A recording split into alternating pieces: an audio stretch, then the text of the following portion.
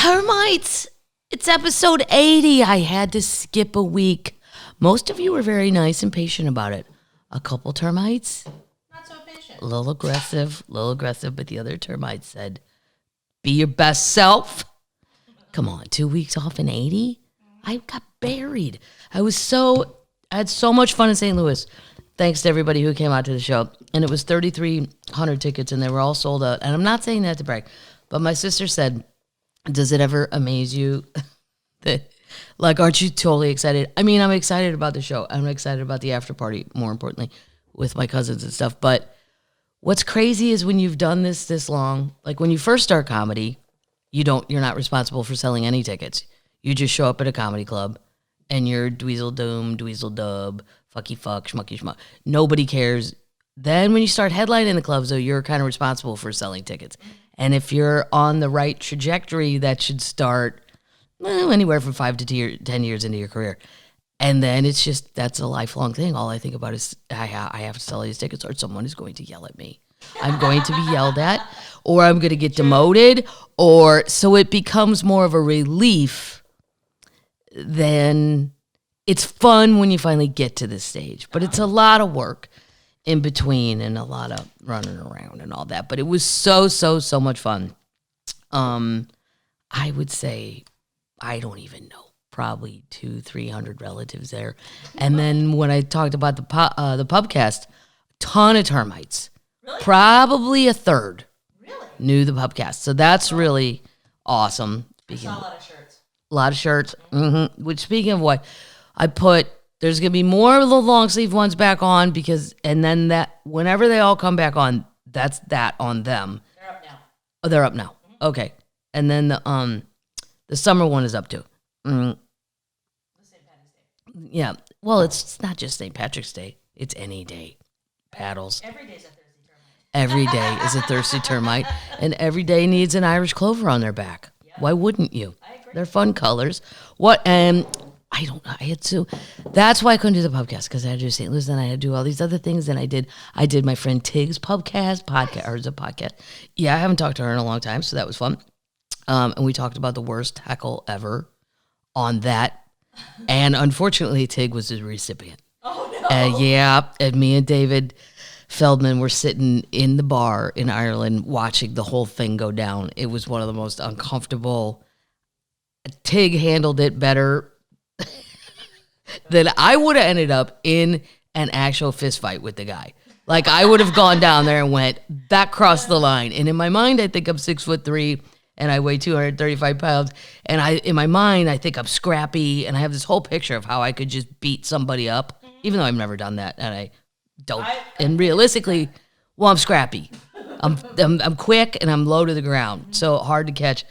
But Tig handled it very well. So if you want to hear that story, go to Don't Ask Tig is the name of Tig's podcast. And sometimes these podcasts are fun just to find out what everybody's up to and what everybody's doing, because I'm always just doing my own thing.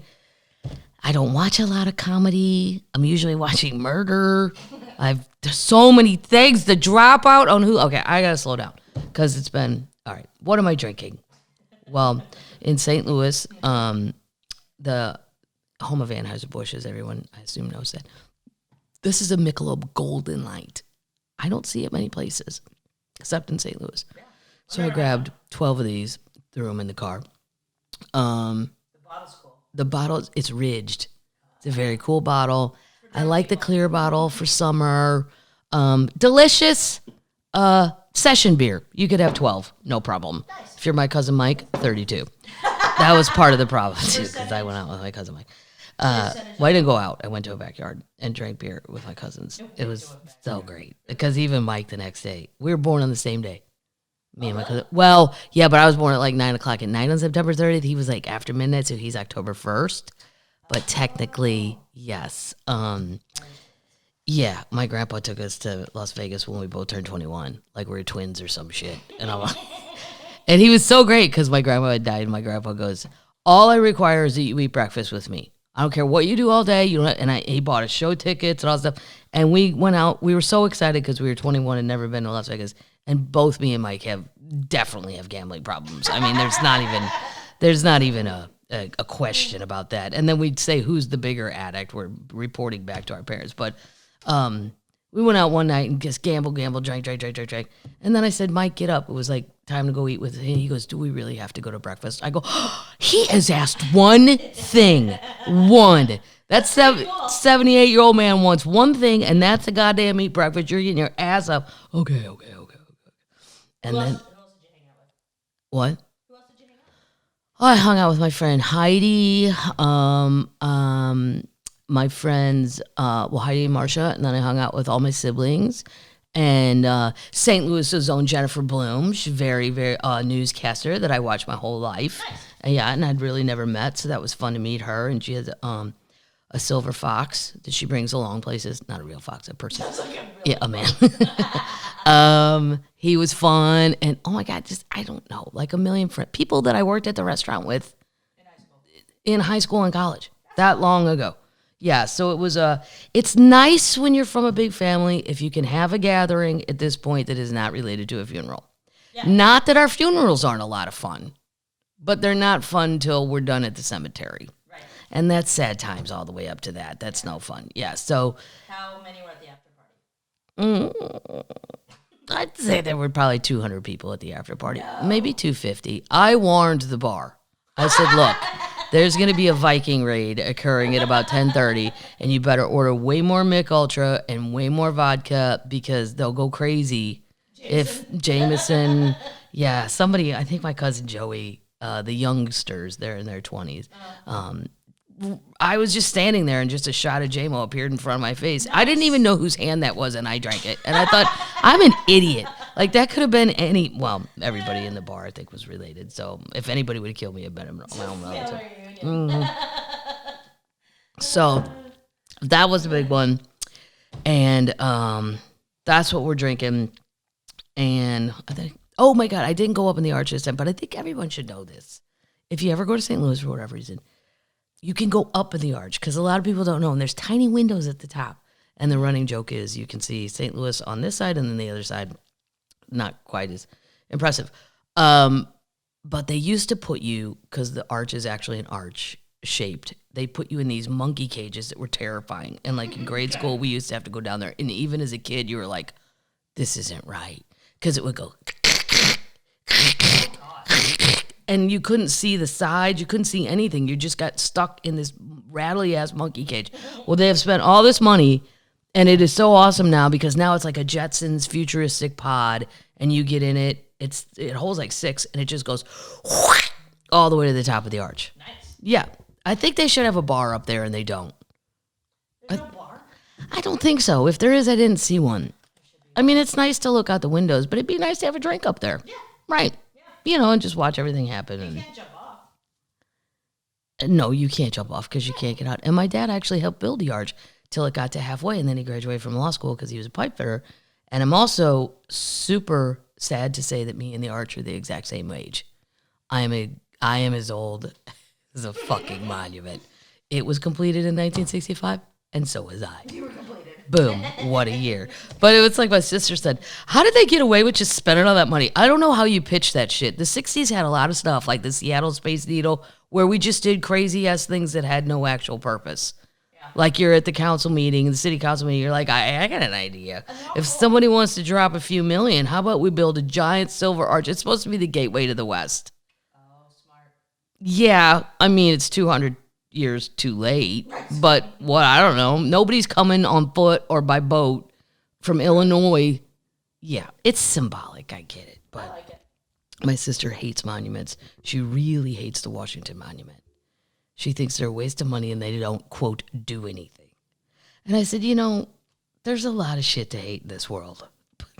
But yours is monuments? Yeah. Who cares? Right. If somebody spent the money, who gives a shit? Right. I just think that's stupid. Anyway, what glass am I drinking out of? Look, so the Indeed Brewing Company from Minnesota, because I drank their pistachio cream ale That was good. last week or 2 weeks ago or whatever, that my friend Sarah brought me. They sent me some free koozies and a glass. How nice is that? Cool. Thank you, Minneapolis, holding it down. What do we, well, a termite thing. So this lady, this is Sarah. This lady named Sarah Thanks, Sarah. She said, thank you for keeping us in stitches. And look, she stitched and made a Loch Ness Monster pillow. Holy shit. I know. That's crazy. Yeah, and I can unzip it and wash this part and stuff with something else. Wow. I know. But this is why I like the termites. They're fucking weird. They're weird. So am I. weird. So am I. I finally found my people. Just by, if you just admit you're weird, other weird people come along for the ride. How great is that? Super weird. Yeah. Anyway, thank you, Sarah. I got it. I might put it in the guest room. It's better Because than my pillow. the guest will be wowed. It'll go with that little Loch Ness Monster. Ron will love it. Yeah, I'll put it in Ron's room or quote Lewis's room or whatever these people think they. Okay, what are we gonna eat? What are we gonna taste? This is unbelievable. Do you like Pop-Tarts, Paddle? Yeah. I love Pop-Tarts. I don't eat them anymore. They're too fattening. But as a kid, and I didn't even ever spend the time to put them in a toaster. No. No, fuck no. Strawberry ones. No, and there's a word for us. I didn't know that. It's on the box. There's a word for people who eat untoasted Pop-Tarts. Renegades. Nice. No, I just liked them better. They were good. You taste the icing more when it's cold. Yeah. I didn't really want them heated up. Oh, the microwave. Look at that. Between this and White Castle, if I didn't care what I looked like, I could never leave the house. I could eat all. These are frosted maple flavor. It's a new flavor. Eggo waffle flavor. Yeah, waffle flavored. I'm a big fan of the strawberry. I like Eggos too. I love, oh my God. When the kids are here and I, quote, have to make waffles for them, which just means put them in the toaster. I heard you forget how good waffles are unless there's kids around. Yeah. Unless you eat them on your own, which I wouldn't because, again, too fattening. But, well, yeah. Took a minute. Comes like Give it a minute. It tastes as advertised. Eggo waffle Pop-Tarts. I'm going to send the rest to my mom. She don't care anymore. She weighs like 70.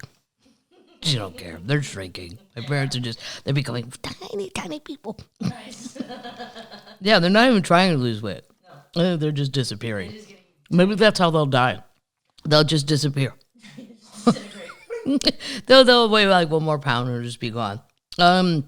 If you're into maple, yes. I vote yes. I'm more of a strawberry person. Cherry. Yeah. Yeah. That one, The red ones. I wouldn't waste my calories on, but turn it. Yeah, I want to see it. Well, okay. Can I even see that? It's too far away. I can see it. Look at this. Look what I found. Teresa Heinz Carey, who? John Kerry's wife. Teresa Heinz, as in Heinz. Heinz makes mayo. I did not know Heinz made mayonnaise. Wow. It says real mayonnaise, deliciously creamy. Okay. I already opened, I haven't tasted it, but I opened the top. Don't think it came that way and I'm going to get poisoned. So Duke's is our baseline now. Duke's is my baseline, and I had to go to Duke's Light because the real Duke's, even though it's wonderful, too many calories, but the Duke's Light is really good too. But for like Christmas or Thanksgiving, I'd go full on Duke's. Christmas.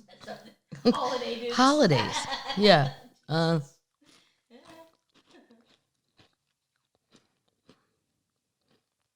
Good. A minus. Oh, okay. Not tangy. No. It's the real deal.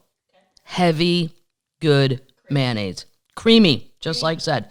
And then one of my favorite bars in St. Louis is called Tucker's Place.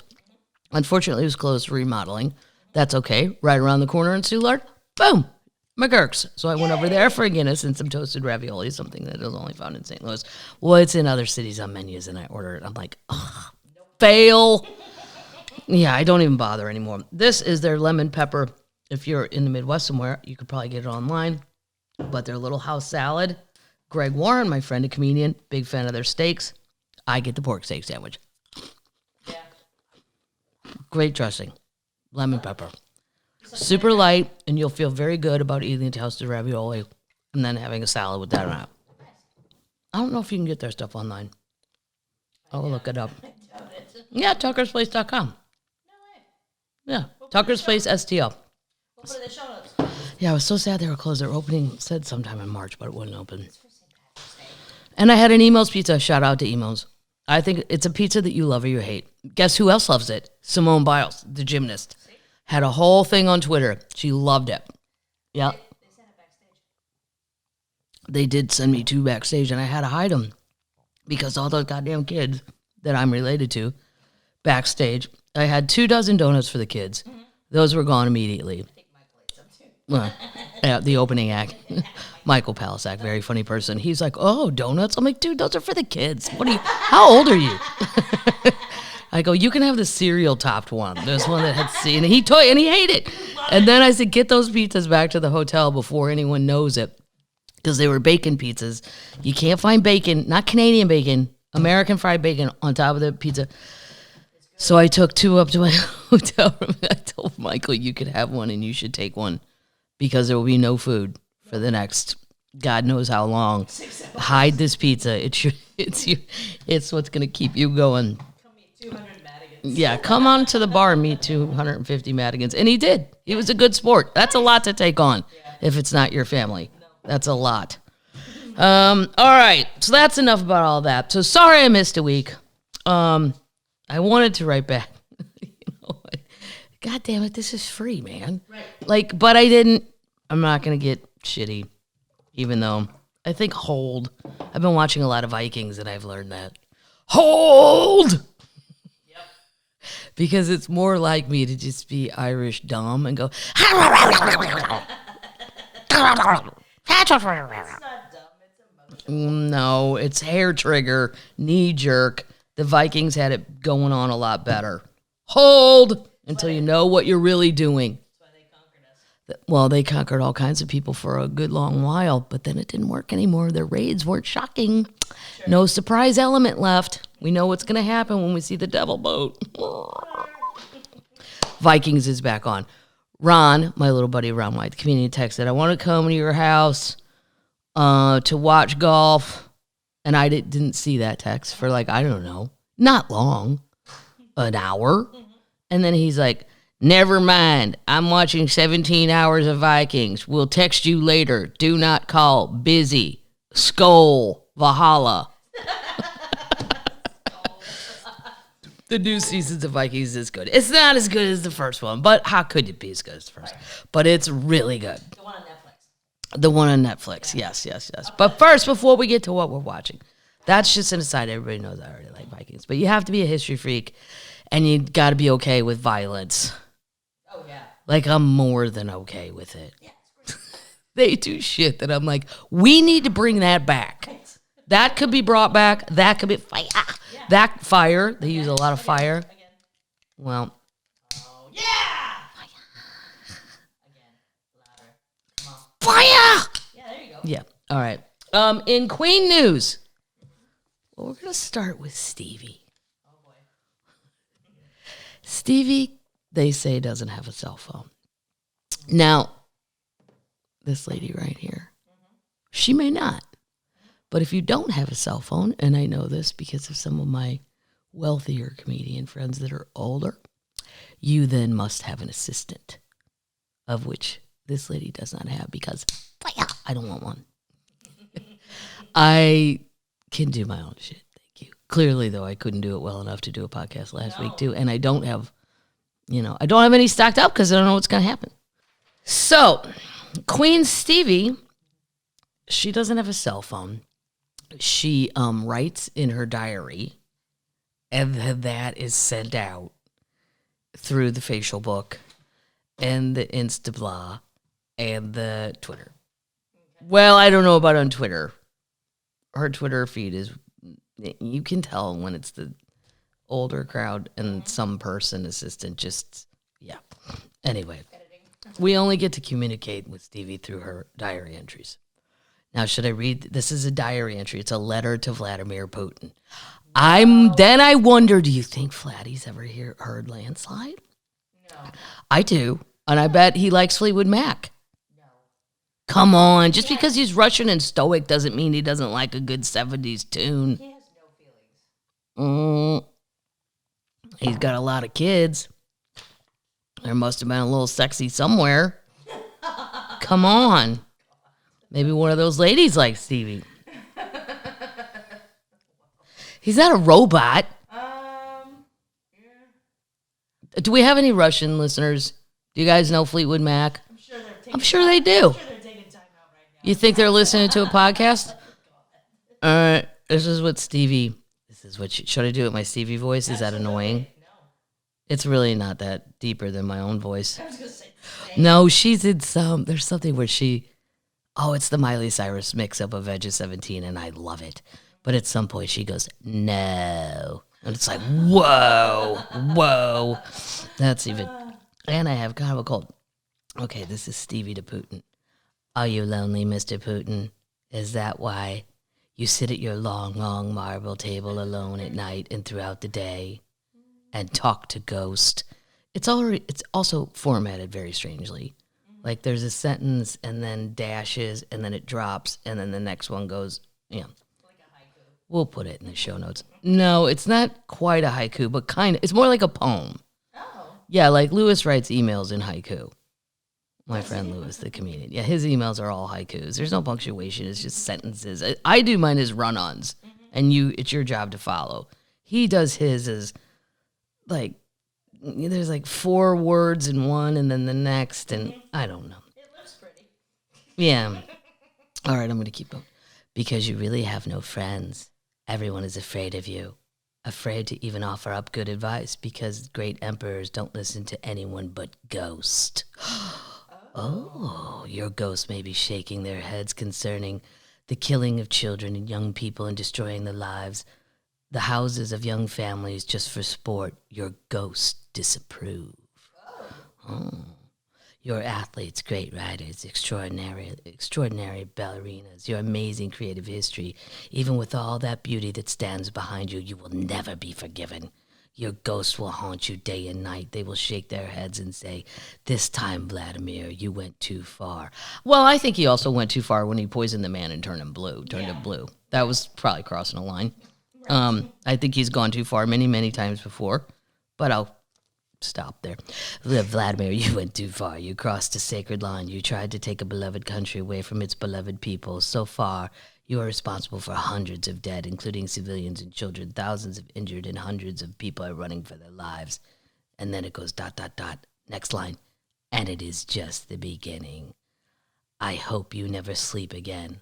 I hope you sit at that long, ugly, lonely table for the rest of your life. I hope your ghosts surround you until you are old and gray and miserable. I hope... Crazy. Crazy. Wait till the end, Paddles. Come on now. This is one of my idols speaking. God damn it. I hope the history books in your country cease to ever write another word about you. But here's the thing. If you're dead, you don't know. No. Right. I hope you turn to dust. Oh! I hope you become invisible. Oh. I would like to be invisible every now. I hope you become the forgotten one. I hope you become a complete unknown. Oh, she's quoting Bob Dylan. I hope you become, quote, a complete unknown with no direction home. The ghosts are coming, Mr. Putin. They're coming for you. Perhaps they're already here. Crazy.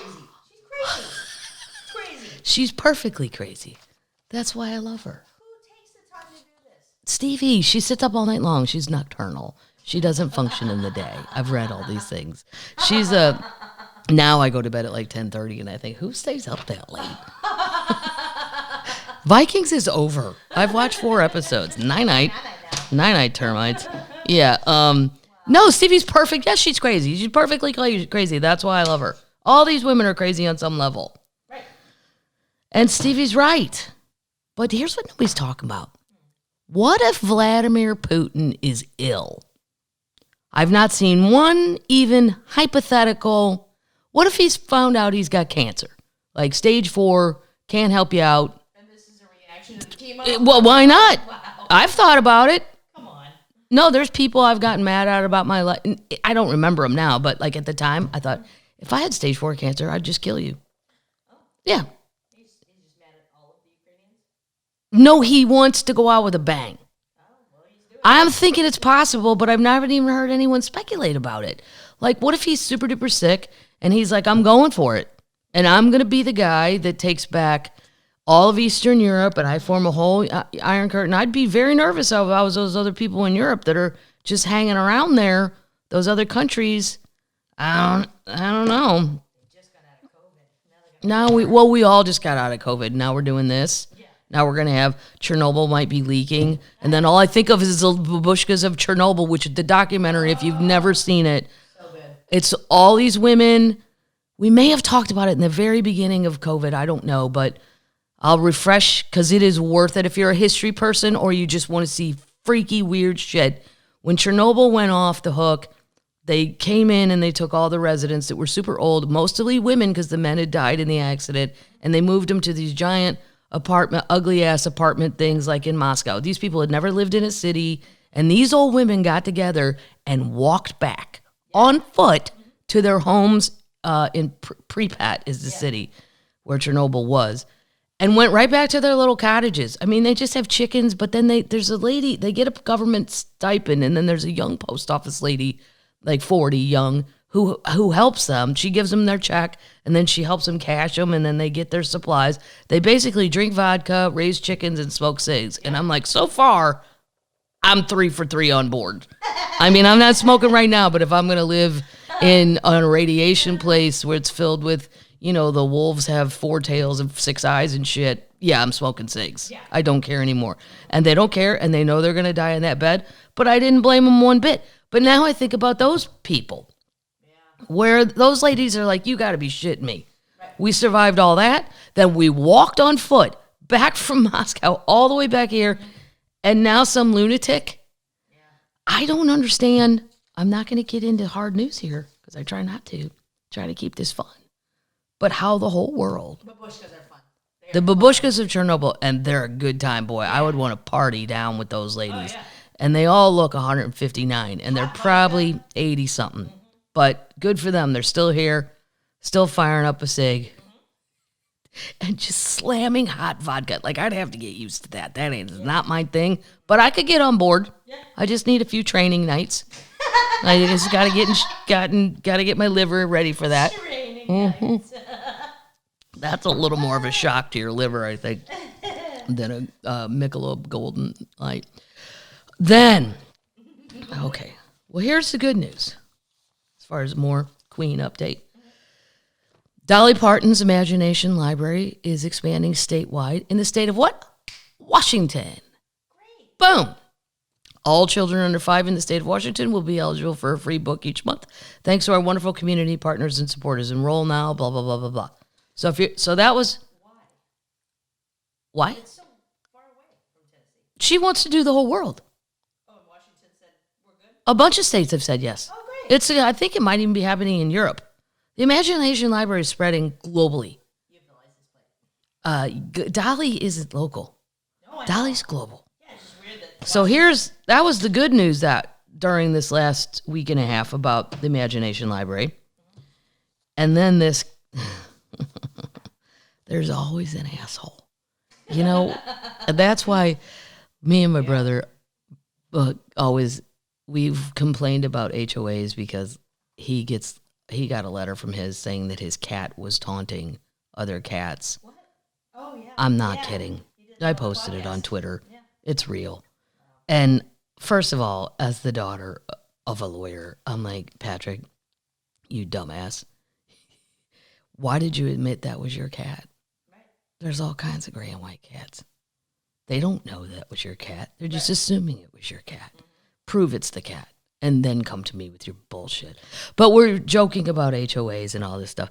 And the reason you have to have them is because there's always an asshole. My brother not being the asshole in that situation. No. Somebody else with too much time. Your outdoor cat is taunting my indoor cat. Okay. Well, I mean, who's got the time, right? Dolly Parton fans slam lawmaker for asking if book program is appropriate. Oh, This is just, I saw this on Twitter. yeah. It's Kentucky. Oh, of course it is. As a Missouri person. Of course it is. First of all, let me say that Kentucky is beautiful. It's gorgeous. The rolling hills, and I've had many a fun time in Louisville and Lexington and Paducah, comedy clubs, theaters, the whole thing. A lot of friends in Kentucky. But when Kentucky can rival Missouri for shitty headlines. Yeah. Also, shitty roads. I also saw that Mitch McConnell and Rand Paul took all the teachers' pension and invested it in Cyberbank, which is now broke, and I don't know what's going to happen with that. But every time I drive through Kentucky and all the worst roads, you could drive from Tennessee to Missouri. You go through Tennessee, Kentucky, Illinois, Missouri. Everything's fine except Kentucky. The potholes. And they're always like, quote, working on things. The shit's out. There's barrels and all the stuff, but there's no one doing anything. No. All I do is scream, fuck you, Mitch McConnell. I don't even know if it's his fault, but I like to play that it's fault. I like to pretend it's his fault. Yeah. I don't know whose fault the roads are there. But anyway, Kentucky, here we go.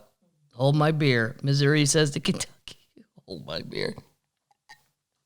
Fans of Dolly Parton are letting their displeasure known to Kentucky State Senator Stephen Meredith about his recent questioning of the country star's children's book program.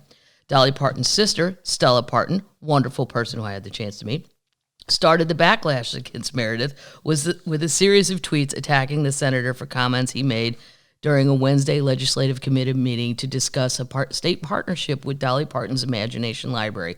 The popular literature initiative gives free books every month to children from birth to the age of 5. Right. And this guy's going to bitch. Of course he does. You should follow Dolly's sister, Stella, on Twitter if you want. I like that. She's super mouthy. I like it. Meredith, a Republican, asked during the meeting if language could be added to the partnership bill to ensure the program's books are subject appropriate. What? Like, wow. I'm sure this is all part of the what is the book about, and you know,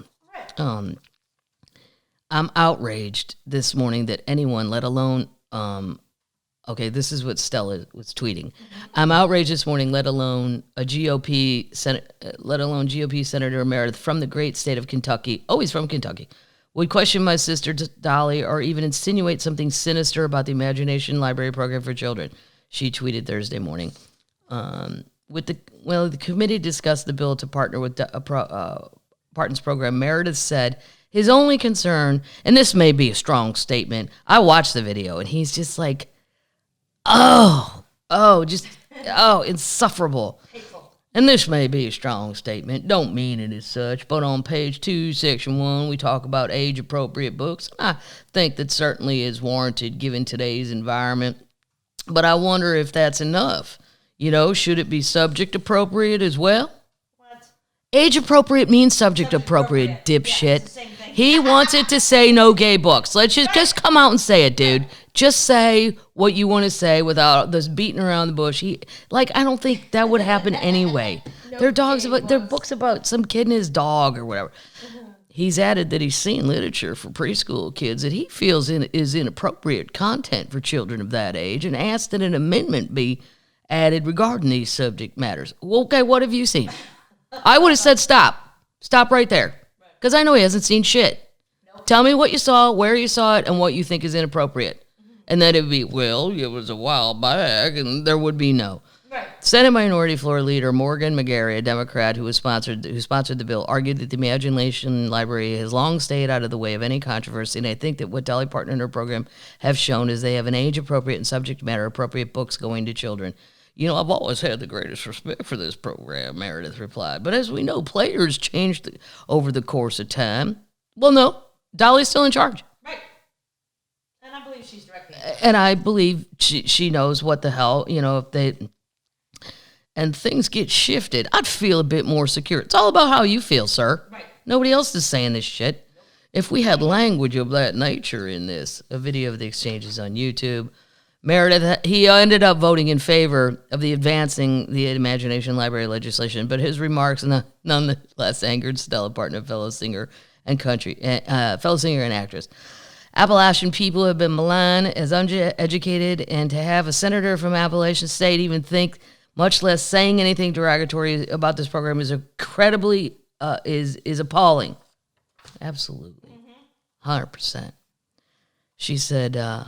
Senator Meredith chose the phrase indoctrinate our children, but that's the GOP way to be as sinister and as fear-mongering as possible. When you stoop so low to ask a question, to question the honorable intentions of someone as well as intentioned as my big sister Dolly, then you are stooping too low.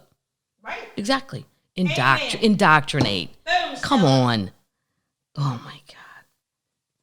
The GOP can taint you with anything they want, but you will not mess with our children. Hashtag the Dolly Party. Join the Dolly Party, where all you need to do is come with a big heart and a good time, or one Twitter user. Nice. Yeah. So there you go. We should start the Dolly Party. Start the Dolly Party. They already have a Dolly Party. I'm pretty sure it's already a hashtag. For office. For what? Running for office. Oh, she won't run for office. She's already said that a million times. She won't. And she's smart. Stella could run. Yeah, I think Stella should run. Or at least be on The View. She'd be great on The View. She's so smart. Yeah. And you know what? Sometimes we don't need people that are just in their 30s on TV. Agreed. Well, Joy is old. Joy Behar's older. Whoopi's old. Right. Yeah. But that's a show. Great. But Anderson Cooper's young and not necessarily. Stella. worth it. I voted. Stella. Somebody, because they've asked me, one time they were going to make a show that was going to, well, now I know what the show was. I didn't know at the time. They go, hey, will you go over and talk to these people? You know, you seem to know about current events. I go, yeah, but I don't know anything about like pop culture, like the Kardashians. I don't even, if they walked in to my home, I would not know they were a Kardashian. I don't know what they look like. I don't know that stuff. Like that's the Kathy Griffin stuff. Let her cover that. It's why we're friends. I know, right. I know like news, sports, weather. Basically, I'm your local news without the Hollywood gossip. Right. Y'all, it's going to be taking your dog for a walk with her. Oh, that Nashville segment never ceases to amaze me. What's it going to be like to walk the The dog? grilling weather. The what? The grilling weather. They do make it fun. Make it a snowman weather.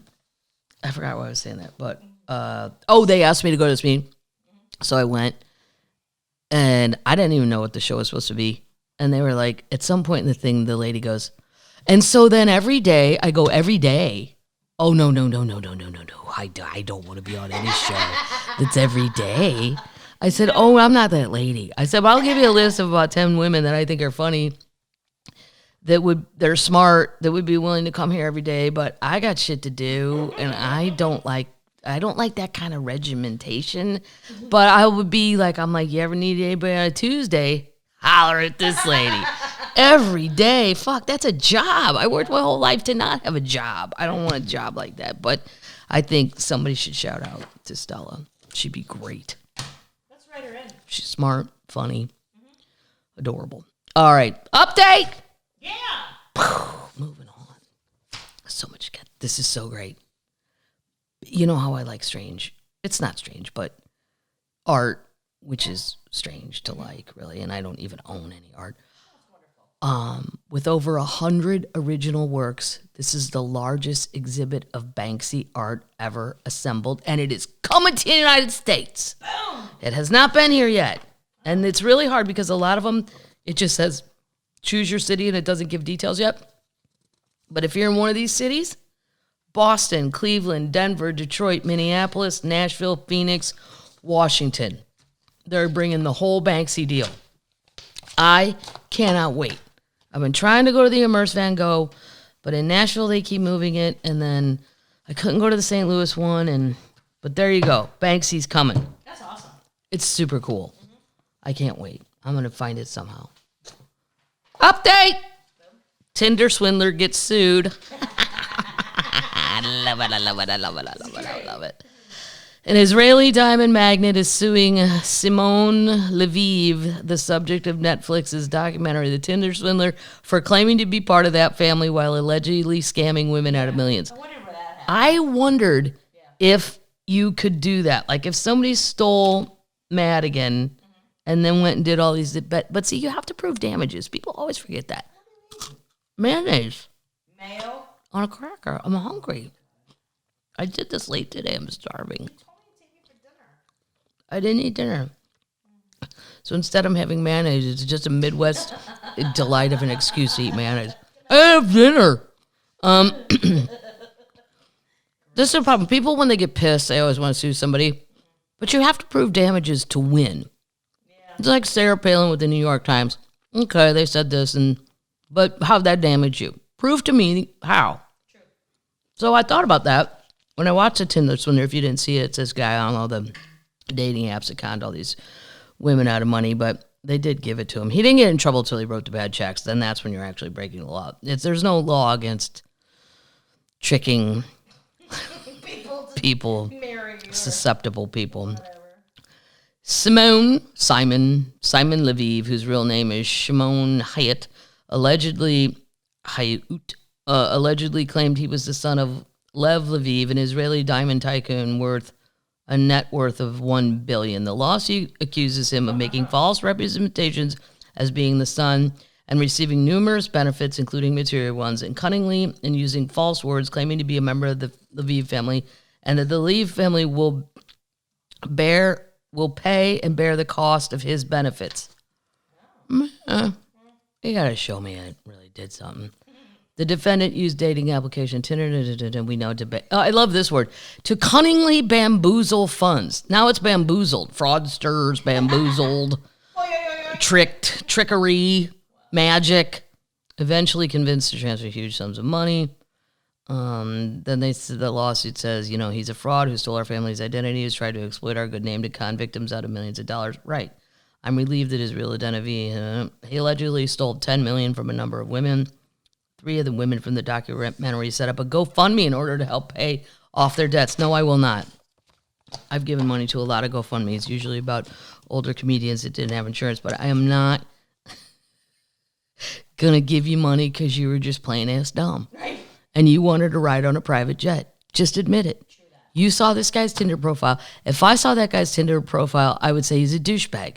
You responded to that and went, can't wait. He's my Disney prince. He's my Disney prince. God, that one lady they kept talking about.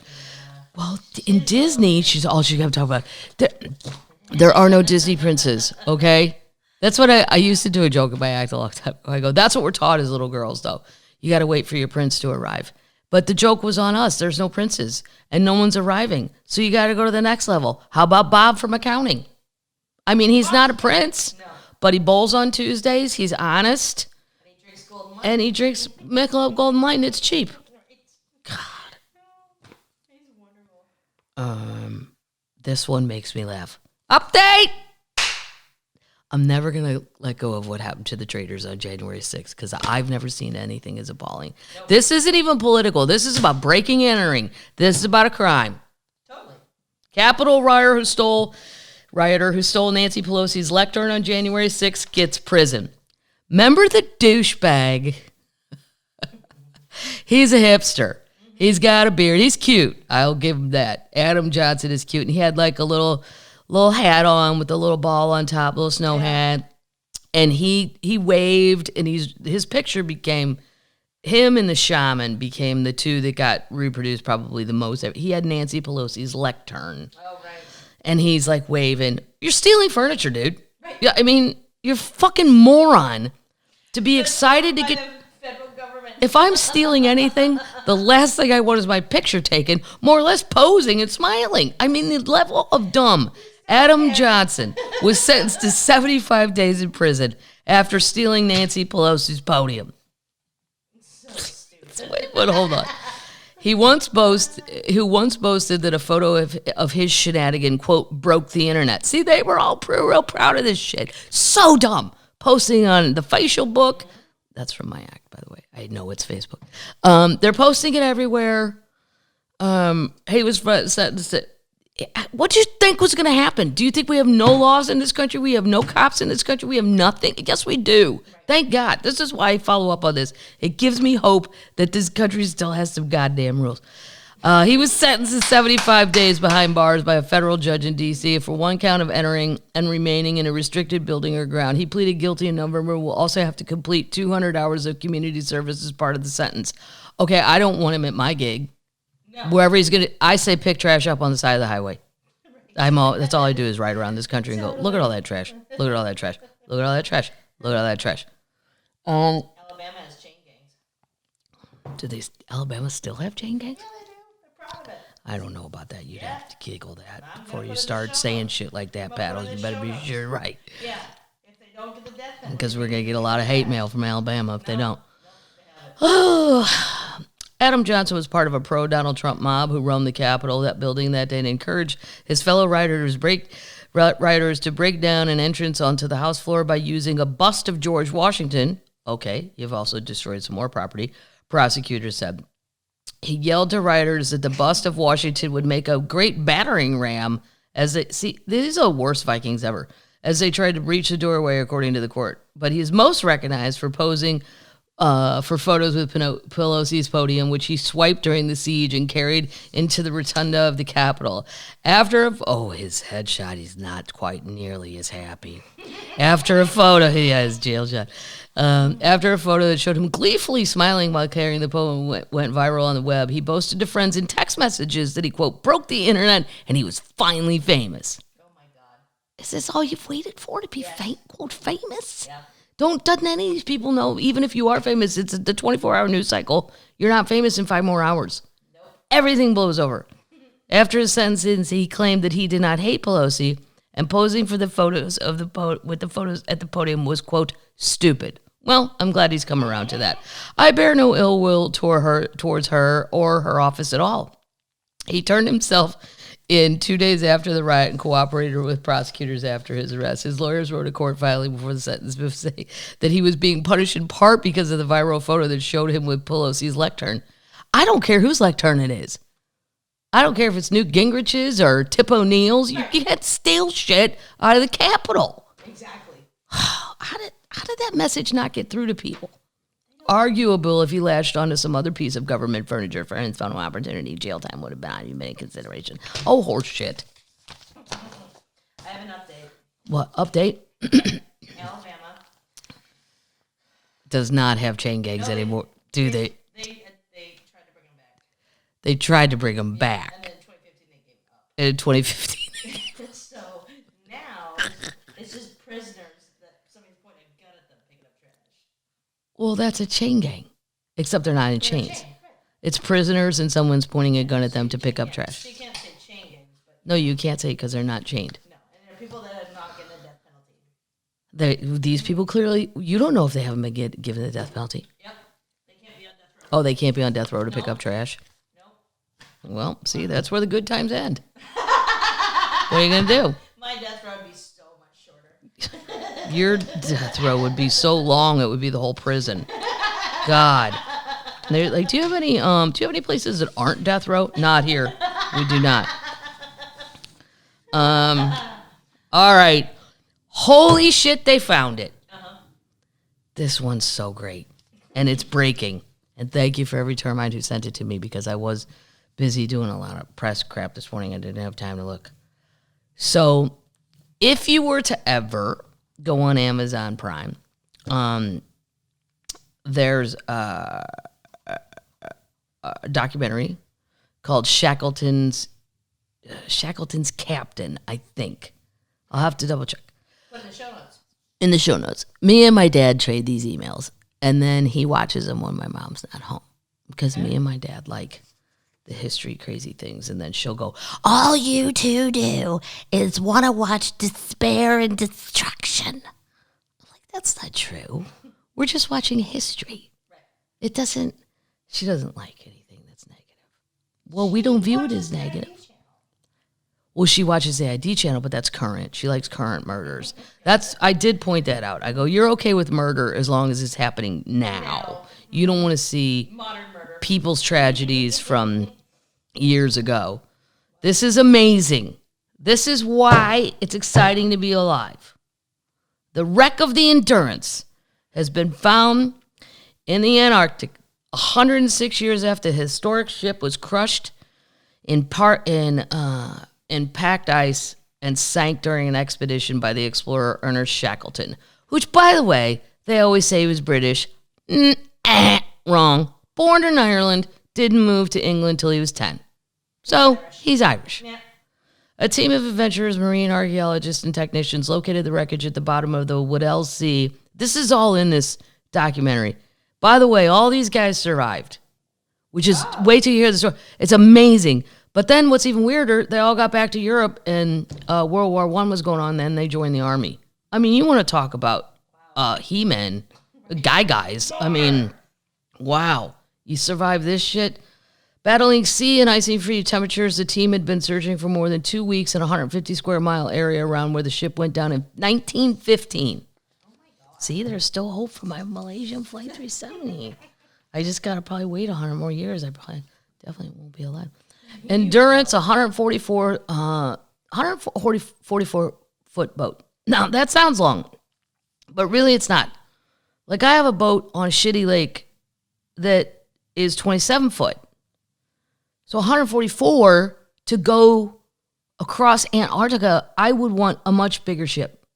Oh, yeah. It's just not that big for all these people. And they're doing something dangerous. I'm just trying to avoid drunks and logs. It's not that hard in a 30-foot boat. Anyway, it's a 140-foot, 3-mast wooden ship. Holds a revered place in polar history because it's spawned by one of the greatest survival stories in the annals of exploration and location. Its location, nearly 10,000 feet down in the waters, among the most iciest on Earth, placed in among the most celebrated shipwrecks that had not been found. And wait till you see the videos. You can see the whole word endurance on the back. Oh, wow. The only thing that they showed there was a movie maker on that ship way back then. That's amazing too. And there's actual footage from all this. And the mast, after it started going down, just went, and the ice was just like, it's a great, but anyway, they found it, and you should go watch that documentary. And it's amazing how they found it. It took them a bit, but it's intact. I don't think they can ever bring it up, because I think it'd break apart. It cost $10 million to look for it. Worth every penny. This is the kind of shit we need to find. History's mysteries. Come on. Nat Geo's on board. Mm-hmm. Come on, rich people. This is why God will never let me be Oprah. Well, number one, I don't want to be that rich and famous because it's too much pressure and bullshit and your life changes too much. But if I was Oprah, this is the kind of shit I'd be giving my money to. And then they'd be like, Kathleen, there are children that are hungry in Missouri. I'm like, okay, I'll do that too. But can I also drop a hot $10 million on these people to see if they go find this ship? It's amazing. And this guy lived. Everybody lived. Every single man lived. Because then they started walking, and shout out to Paddles. They had 26 Canadian sled dogs. Yes. Yep, Canada once again ringing in to help those dogs made it through the whole thing till finally they had to eat them. What? Yeah, I hate to say it. Come on. Well, you know what's even sadder than that? What? When they decided to abandon the ship, it's in the documentary.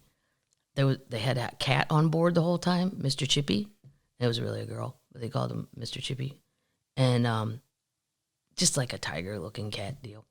Gray and black and white thing. And this one guy really was like in charge of the cat, and they said, we're going to leave now, the ship, because it's going to sink, and we can't take anything that weighs too much or needs to eat, except the dogs, because they provide service, because they can. And he took the cat from that man, and he shot it. Oh, God. Yep. That's an awful story. That man never forgave him, nor would I. If you killed Chapo or Kato, yeah.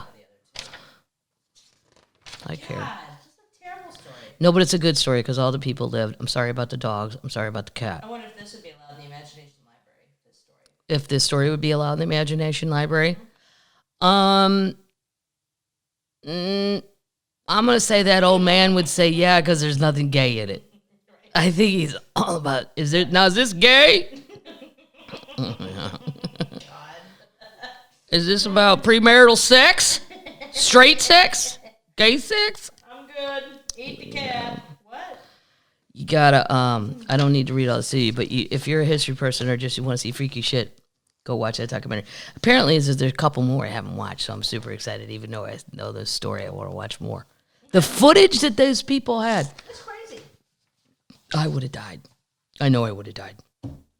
Holy shit, they found it! Oh, my God. Oh, man. This one makes me laugh. But finally, somebody has figured it out. Okay. I can't say they found it. This should be, but it still fits with my acronym. It's holy shit, they figured it out. Right. The mystery surrounding why prehistoric Brits built Stonehenge has finally been solved after research confirmed the monument served as an ancient solar calendar. Oh. Yep. Wow. This guy is so smart, and it makes sense. Even to my dense science brain, I can follow this. Professor Timothy Darville concluded the site was designed as a calendar based on a solar year of 365.25 days. I don't know why we get extra quarter of a day, but I ain't questioning that. That's the kind of shit in grade school and high school. They'd go put it up there, and I'd be like, wait. I'll explain that later. What? There's an extra fourth of a day? I never got an extra fourth of a day. Like, is it a morning or an afternoon or an evening or a night? But I'd know that I should know that, so I would never ask. I'd go, all right, note to self. This was to help people keep track of the days, weeks, and months. His analysis includes new finds about the Wiltshire Stone Circle, along with analysis of other ancient calendar systems. The clear celestial alignment of Stonehenge has prompted people to suggest that the site included some kind of calendar since the antiquarian William Stuckley. Now discoveries brought the issue into sharper focus and indicate the site was a calendar based on the tropical solar year of 360.25 days. Research showed that Stonehenge's sarzens were added during the same phase of construction around 2500 BC. They were sourced from the same area. He analyzed these stones, examining their numerology and comparing them to other known calendars from this period. Oh, wow. Yep. He identified a solar calendar in their layout, suggesting they served as a physical representation of the year that helped the inhabitants keep track of days, weeks, and months. The proposed calendar works in a very straightforward day. Each one of the 30 stones in the Sarsen circle represents a day within a month, itself divided into 3 days, into 3 weeks, each of 10 days. Okay, this is where if I was in class, I'd be like, I'm good. The distinct stones in the circle mark the start of each week, and the inner Calgary month of 5 days and a leap day every 4 years were also reflected in the design. Okay. The inner Calgary month, probably dedicated to the deities of the site, is represented by the 5 trilithons in the center of the site. This means the winter and summer solstices would be framed by the same pairs of stones every year. It goes on. It's too hard after that. It already got too hard for me, but I kept going. This is what I love, though. Scientists have argued for decades over the purpose of that Stonehenge was built, with theories suggesting it was constructed for sacrificial ceremonies or possibly as an early calendar. That's a big leap to go, I don't know, they could have been murdering people up here, or it's just a cat calendar. No idea. You know, like the one at the mall. Who doesn't want a beagle calendar? Puppies. But now that you see it and the way that it's like Newgrange in Ireland, when the solstice comes in, it's too perfect. Yeah. It wasn't, you wouldn't just build like something that for sacrificial things or ceremonial things, a religious thing. You'd build it and it would be ornate and all that, but it wouldn't be perfect with the light and the solstice and the... True. So I vote that guy's right. Okay. I like it. This story... We're going to go easier. That's a lot of math. That was a hard one. I liked it. But now we know. And maybe, I don't know. I know my friend Steven in Midland, Texas. He's a smart person. He's like a science math person. He might want to go read that and understand it. Right. There are termites out there that are good at science and math. I am all about my friend Nancy Peacock, she's a very good person at science and math. Very good at science. Very good at science and math. She can call it explain. But they would read this and get excited and go, yes, that all makes sense. And me, I'm like, well, I don't know. What if they were killing people up there? You don't really know. You and Nancy can have some wine and she'll explain this to you. Yeah, she could dumb it down. I try to dumb everything down. That's the purpose of half of this Pubcast is for me as a normal person to dumb the hard down. But sometimes I can't. That's the best I could do. I love that you try to dumb down.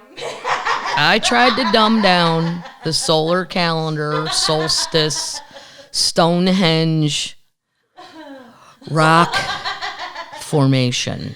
Oh my God. Wait, this one is great though. Wow. I don't know which one. I have two. Wait. No, they don't need to read them both because I'm going to go with this one. Papa Pat Robertson. Oh no. God. I'm always obsessed with the televangelist and all that because it's so far away from what I grew up with.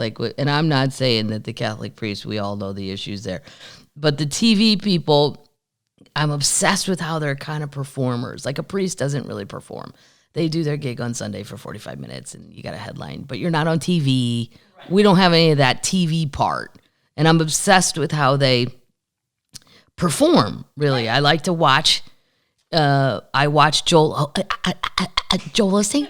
Sometimes I'll watch for an hour. I don't care about what he's talking about. I just want to see how he does his act. Joyce Myers, oh my God. She's crazy. She is totally borrowed from comedy. Yeah. She must have watched 100 comedians. And I can't say that I know that for certain. I'm saying I'm gathering that from when I watch her. It's an act. And it's just fascinating. But anyway, I've always been fascinated with Pat Robertson. Pat Robertson now is 187. Pat Robertson had retired, but Pat made a special appearance last week to talk about the Ukrainian invasion. Oh, God. Oh, no. I would give anything to work the camera at the 500 Club. And I'd be like, no shit, he's coming in. Oh, my God, I'm so excited. Pat Robertson claims God is compelling Vladimir Putin to destroy Israel as airstrikes hit Ukraine Holocaust Memorial. Wow. Just a few months after handing over the reins of this, I said 500 Club, it's 700 Club. That must mean something in Christian world. 700? Is that a special thing? Is that code for something? Why does he call it that? It's exactly what people are asking. All the termites want to know. Why is it called the 700 Club? Young termites won't even know what I'm talking about, but there used to be this thing on TV. Oh, okay. It's still on, I guess, somewhere. Now there's 500 channels, but... In 1963 telethon. Sir Robinson asked 700 viewers to pledge $10. Oh, yeah, 700 viewers to pledge $10 a month. To support the network. And they did, clearly. It's still on. And then now he's doing this. Yeah. Okay. Just a few months ago, after the handing over the reins to the 700 Club, televangelist Pat Robin has pulled himself out of the mothballs retirement to offer a unique apocalyptic take on Russian President Vladimir's invasion of the Ukraine. Appearing on the Christian Broadcast Network, the 91. He's 91. He's tiny too. He's tiny. He just basically barely has shoulders, and they put a sweater on it. But I love how I'm always obsessed with how sure Pat is. And he's wrong so many times. Flat ass wrong. Yeah. But he never addresses that. No. Like I know in the 2000s some point he said the world was ending for sure. Yep. Early 2000. Like before 2010. What? Oh yeah, I'll read it to you. They have a list of his... Are you eating mayonnaise? I'm eating mayonnaise. I'm starving. We're going to go for dinner. You said we'd buy for dinner. All right. I'll stop eating mayonnaise. Appearing, he said, 91-year-old said, Putin was compelled by God to invade the Ukraine. So, God, let's just stop right here. God's not powerful enough to do it on his own. No. He's like, I got to get that little invisible skid-looking bastard to do my dirty work. How am I going to trick Vladdy into invading the Ukraine? This is where, as a Catholic, we'll just take religion out of it. I was just taught that God is all-powerful. Yes. I don't understand why he would have to compel any human being to do anything. And they argue the other side of that, too. They're like, well, when God decides the world's ending, the world's going to end. You never said he had to get people as helpers. The Russian leader is fulfilling an apocalyptic prophecy that ends with him overrunning Israel. It always goes back to Israel with this clan. Yeah. I love that Pat came out of retirement to tell us the world's ending. You know what, Pat? Stay home. Okay? We just got out of COVID. I know his pants are super tall. That's crazy. Way taller than Pat. Yep. Yeah, maybe he can't afford hems anymore. Hold on. I think you can say, I'm going to do my Pat Robertson, see if it's any good. Okay. I think you can say, Will Putin's out of his mind. Oh my God. Pat said in a video by Right Wing Watch excerpt. They took the excerpts. Right Wing Watch Media on Twitter.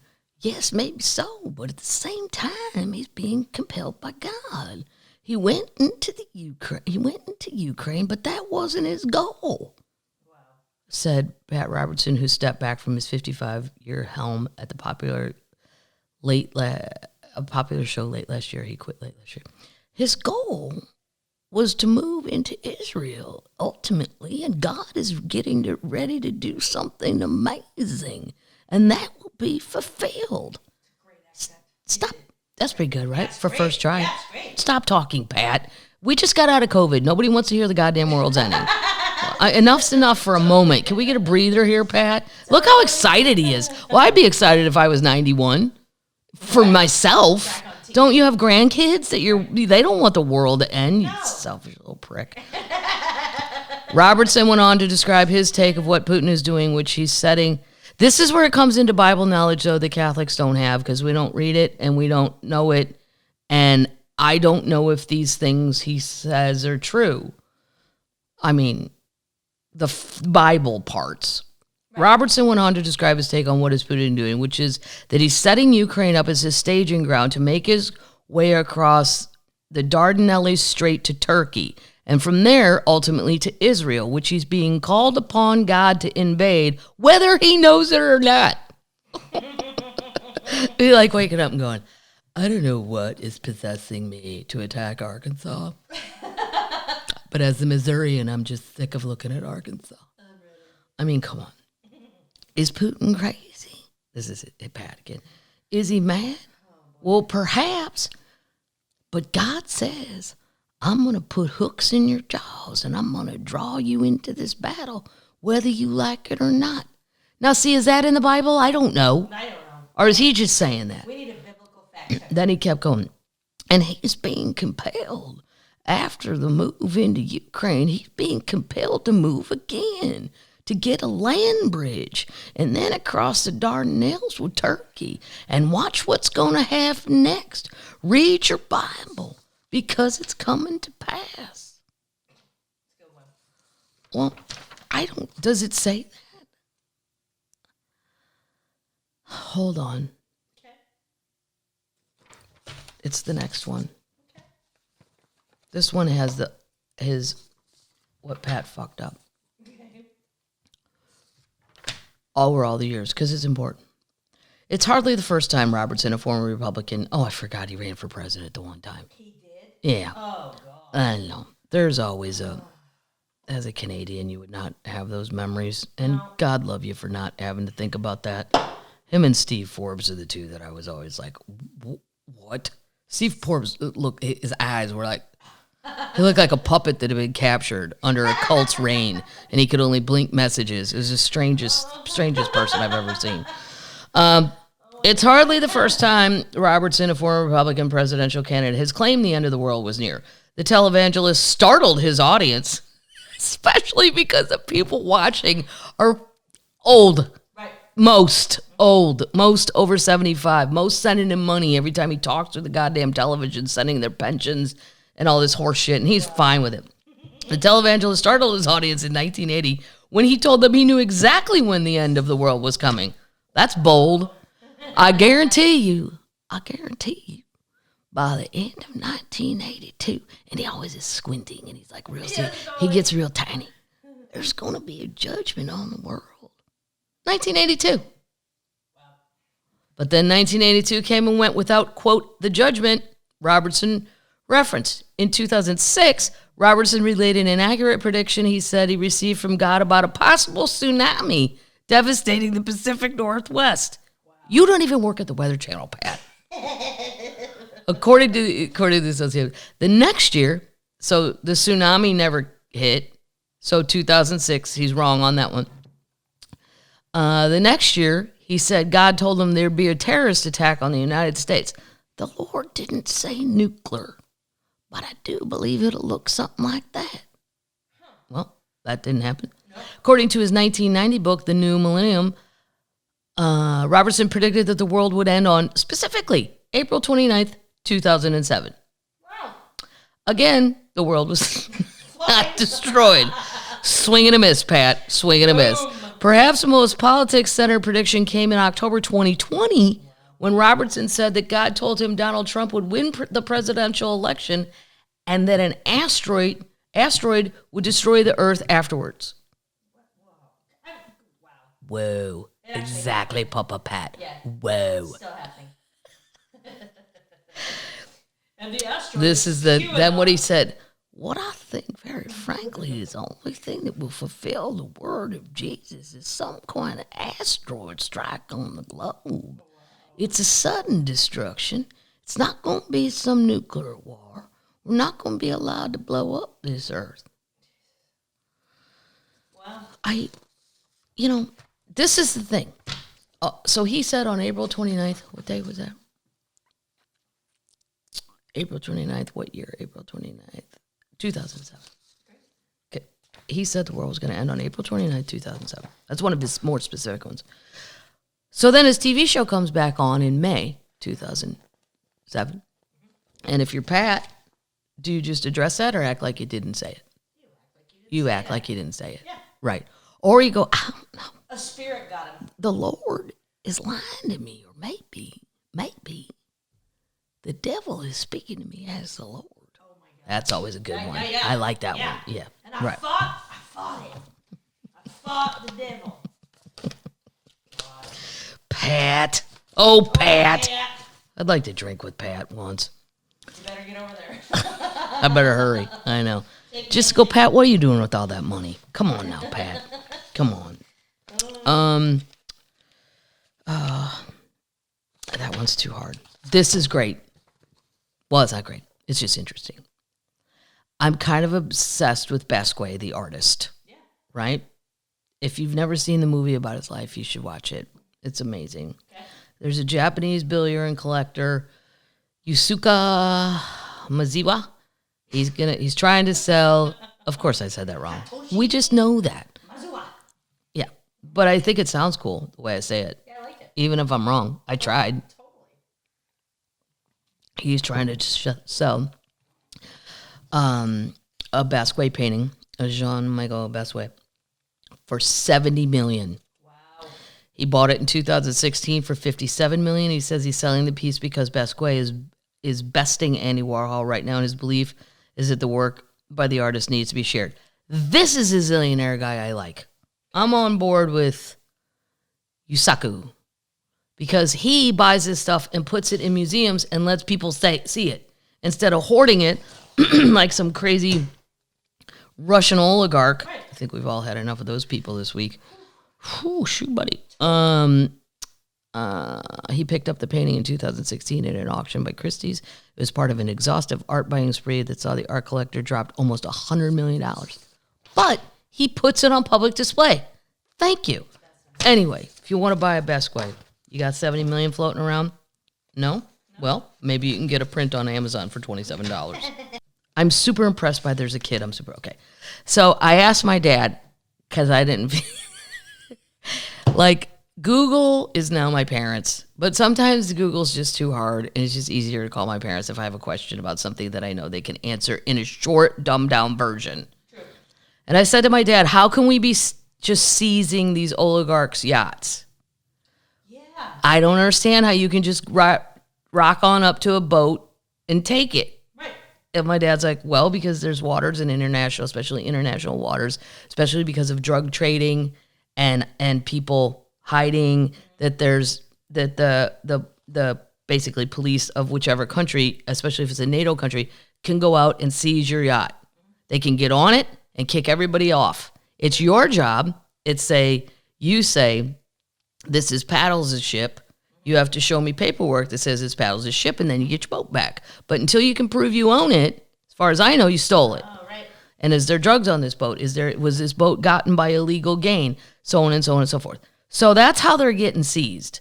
And now they're all running for the non-NATO waters. Like they're going down to the Maldives and all these places to try to hide. But you know what? The repo man has been so busy between between cruise ships that can't pay their gas bills. Like if you're a repo man in the water right now, you're like, my business is on fire. I got ropes hooking Oligarchs yachts up. I'm getting cruise ships. There's a kid though. This is where you gotta love the children. My brother has an app that's pretty cool. I don't know the name of it. Where like sitting out on my porch, planes go over and he can hit the thing and it tells you what flight it is, where it's landing from. Flight Radar Pro. Yeah. And it'll tell you that's a Delta flight from DC or whatever landing. Well, there's also a way to track private jets. I've never been that interested in who's flying around. But there's a kid. This is why we got to love the children. He's a teenager. He's a Zoomer. Shout out to the Zoomers, Jack Sweeney. Because he got, I don't know how he got it. He got Elon Musk's, you need the tail number of the private jet. And he'd been tracking him on Twitter, and Elon Musk was like, hey, dude, could you knock it off? And the kid's like, no. Baby. I will not. Can I have a Tesla? Yeah. I need 6 Teslas. Okay. Teenager Jack Sweeney, who famously tracked Elon Musk's private jet on Twitter, has set up another account to keep tabs on Russian oligarchs like Roman Abramovich. Abramovich. I don't know. I don't speak Russian. A teenage student who tracked his has a Twitter account. He can now set his sights on Russian oligarchs. University of Central Florida freshman student Jack Sweeney. Shout out to Jack Sweeney. Nice Irish boy. Set up new Twitter accounts called, and I'm following it now, RU Oligarch Jets. At RU Oligarch Jets, which he claims can track the movements of various aircrafts owned by Russian billionaires. How awesome. Because now you can see where they're all running for the hills. Now it's like basically the end of World War II, and the Nazis are trying to get out. Or you're trying to get back in if you think Russia is safe. But boy, I'd hit the bricks if I would get out of there. Sweeney, who said he knows very little about Russian billionaires or their planes, started the account after he received several requests to track the aircrafts of Russian oligarchs following the invasion of Ukraine. Speaking to Bloomberg News, he said, believe it or not, I didn't even know there were these influential oligarchs like this. They probably do have a decent amount of power from what I can understand. Yes, Jack, they do. And you know what? If they all ganged up and said, bullshit, we're done with you, Putin, it could happen. Yeah. But it's got to be them. Because I don't even think if we wanted to beat the shit out of him, we could even find him. They know where he's at, though. Yeah. Mm-hmm. There's BFFs. The aircraft these oligarchs have is crazy. Their planes are huge compared to other jets. Track jets include those owned by Russia's richest resident, Vladimir Putin, as well as Chelsea Football Club owner Roman Abramovich, who is selling the club now, by the way. Oh, really? The account tracks 39 planes and helicopters belonging to 19 different oligarchs. Sweeney said, people have asked me about Putin for a while, and they wanted to know if I could track him. It's just been crazy. I just figured some people would be interested in it. I just didn't think it would be all kinds of people would be interested in it. To get the account and tracking the oligarch planes, Sweeney used a list of planes from private jets and helicopters to commercial-sized aircraft that was already in use or on a blog named Radar Spots. He set up another account to track Putin's jet and other Russian VIPs, but warns that the information may or may not be particularly accurate due to the limited flight data. Good for him, though. Yeah. That's a teenager instead of just sitting there playing Xbox all day and eating Doritos. Help us out, man. Do something. Well, they're all so good at this shit. Do something productive just for an hour. Then you can go back to your War Worlds or I don't know what they're playing. Yeah. All right. I got to find something, maybe an uplifting story. Because we're going to talk a little bit more about the oligarchs next time. What? He's pretty uplifting. Jack's a good story. Yeah, I like it. Yeah, I don't know if I want to. Yeah. No, we'll save the rest. And I can't say that I was on top of my quotes because I cut Lewis's thing out of the newspaper, and then I lost. That statement. Not the newspaper, this magazine, The Week. Lewis loves it. And I have 2 more of them, and I did it on the plane, and then I put them in something else, and I don't have them. So I'll think if I can see if I'll quote something for you. I always love this. Are we ending? Yes. Oh my God. Because I have a lot to do, and we have a lot for next week. I have a story. I said in the promo I was going to talk about people abusing Girl Scouts. People are yelling at the Girl Scouts now because their cookies aren't healthy. There's too much sugar, and they're making people fat. It's wonderful. And they have a new flavor this year. How low can we go as a race, people? You gonna fuck with the Girl Scouts? I don't know what it is, but it's good. I was only a Girl Scout for like a week. I quit. I was a brownie. That was fine. And then the Girl Felts, I didn't like that. We have brownies in Canada. Well, the biggest reason I quit was because we went to some Girl Scout camp and they told me to swim across this pond and I'd get a badge. And I know good goddamn well that there are cottonmouths in that pond. And I'm like, I'm not swimming across that pond. I know the lakes I'll swim in Missouri, and that is not one of them.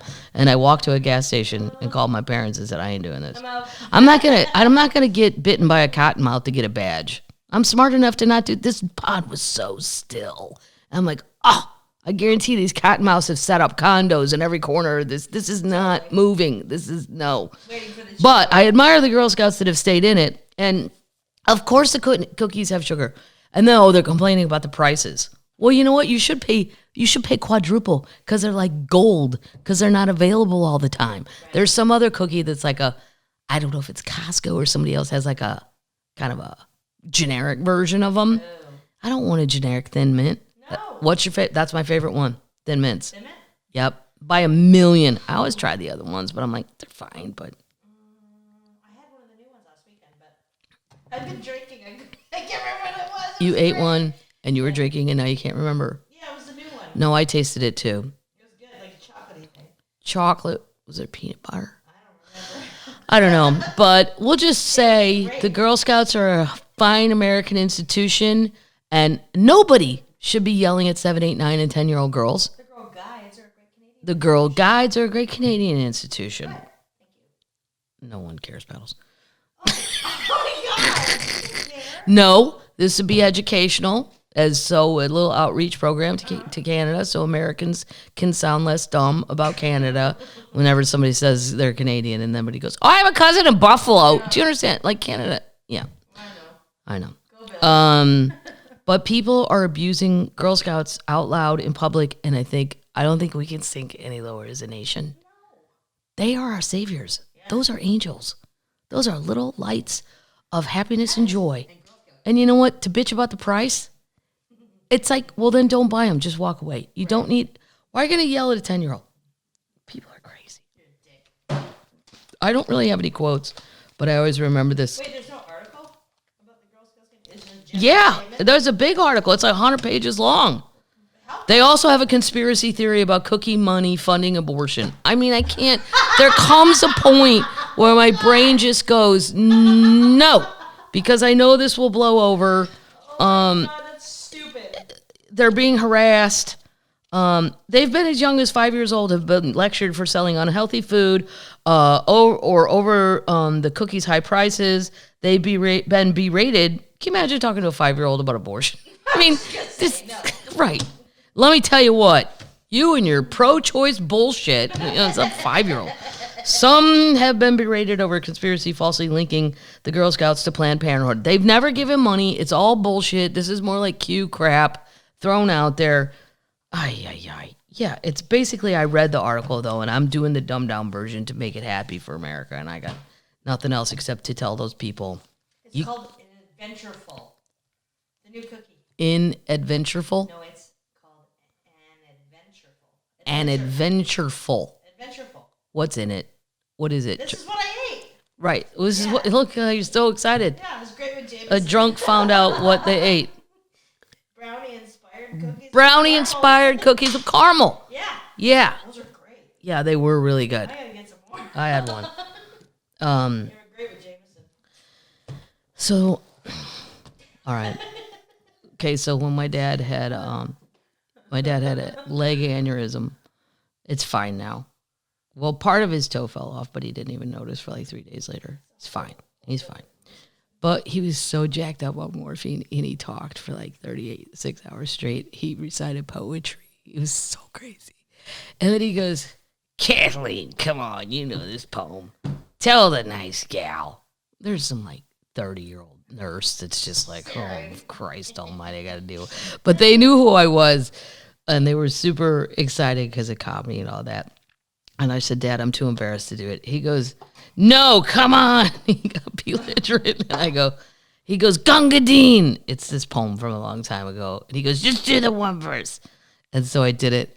I've never seen a millennial look at me with more like, what the fuck was that?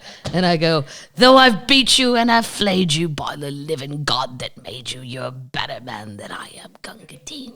And I said it like that, on purpose like that, where she just looked like I also had taken a lot of his morphine and jacked myself up. So there's your quote. That's all I got. I can only quote. Because I didn't do my quotes right. Because clearly I am failing. But I got my shit back together. It's not going to be a problem. Heading your way to Atlanta. I can't wait. If you're ever in Atlanta, there's a bar called 6 Feet Under because it's across the street from a cemetery. So funny. How funny is that? And they have great food and great beer. And if you go to the cemetery across the street, Bobby Jones, the world famous golfer, is buried there, and there's a ton of golf balls on his grave. And I like to go through that cemetery every time because there's so much history in that cemetery. And sometimes a walk through a cemetery is a good thing. Yeah. Just remind you, be glad you're above ground. Yep. Quit bitching. All right, termites. Going to Charleston. Charleston. Augusta. Yeah, I think that's sold out. Augusta, Georgia. Couple tickets left in Augusta. Quite frankly, more than a couple. Yeah. I really need you termites to turn out for that one. Yeah, because it's close to Atlanta. Yeah. Sometimes I don't understand what people are doing, but the booking people, I mean. But it's fine. It'll be good. Everybody, even sometimes when a show's not sold out, even sometimes when it's way less than sold out, the crowds are still phenomenal. Totally. Yeah, no complaining. And Atlanta Cub Energy would be fun. Atlanta Cobb Energy, yeah, those tickets are going crazy great. Very excited about that. And I've never been there. A couple termites wrote me and said it's good. There's no bad seat in the house. Ask them where to drink after. Yeah, where do I drink? Is it out in the suburbs? Mm-hmm. I have to flounder around out there. I'm coming to that one. You're coming to that one? So is my friend Kathy, the lady from Fantasy Football who only picks New Orleans Saints. Right. She might get Garoppolo. Oh my God, which by the way, and then I'm going to end this for any sports fans out there. I texted. First I was going to text it, and then because it had just come over all the things, and Lewis is always behind the things. All the things. Lewis Black is a wonderful person, but he's about 20 minutes. I was going to say half day. Not sports he's on top of, but yes, he's not current speed. And I saw it come across all the thing. Boom, boom, boom, boom, boom, boom on my phone. Lewis loves the Washington Football Club, a.k.a. now the Washington Commanders. And I called him and I said, congratulations on your new commander, Carson Wentz. And literally there was silence. Silence. And he goes, no, you're lying. I said, why would I take time out of my day? I only have one day till I have to leave again to call you with this bullshit if I was making it up. Right. You're lying. I said, no, I'm not. The quarterback wheel is spinning, Lewis. Just landed on Carson Wentz.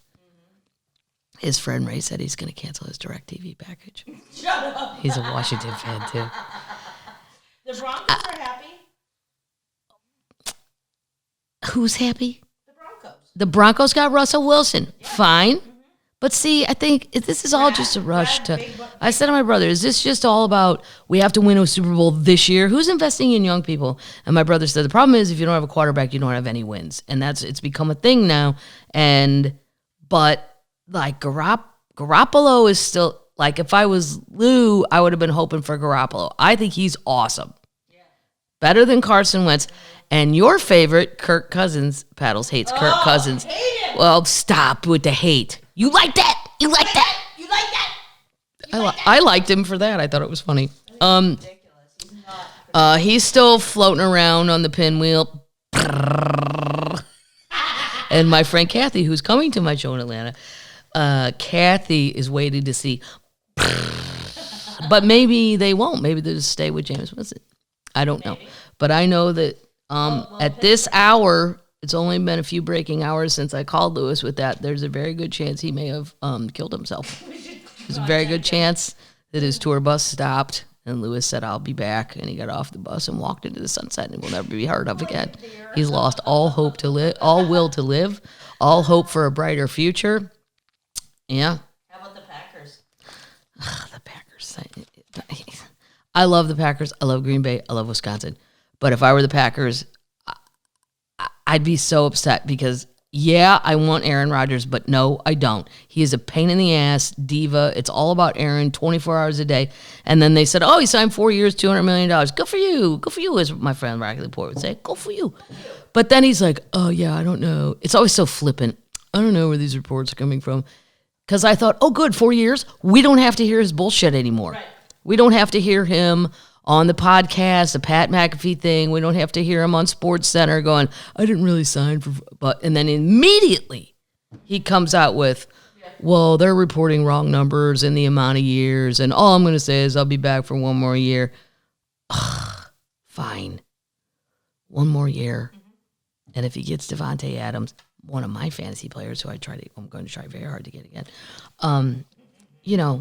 I root for the Packers because of the city. And because of their history, and because the people own them. Yes. But it is very hard to like him. So do taxes go up now in Green Bay? Do taxes go up in Green Bay? Oh, gosh. Well, that's why he's probably not committing. I don't know. You could probably go buy yourself a little house there, right there by Packer Stadium, if you want. If you're that much into it. Who's going to Pittsburgh? I don't know who's going to Pittsburgh, and I keep texting my friend Bill Crawford, a very funny comedian from Pittsburgh. I taunted him with Garoppolo, and I'm like, oh. It's because somebody put him in a Pittsburgh outfit, the uniform, and I was like, wouldn't this be so great? There were a bunch of hilarious memes about people from Pittsburgh watching other people get quarterbacks, just going, and they're crying and bashing their heads in the wall. But anyway, that's a lot of sports talk, and I know a lot of termites don't care about sports. Some termites do, so if you didn't, you could have tuned out. And once again, it's free. All right, ready? You know what? Ron is coming.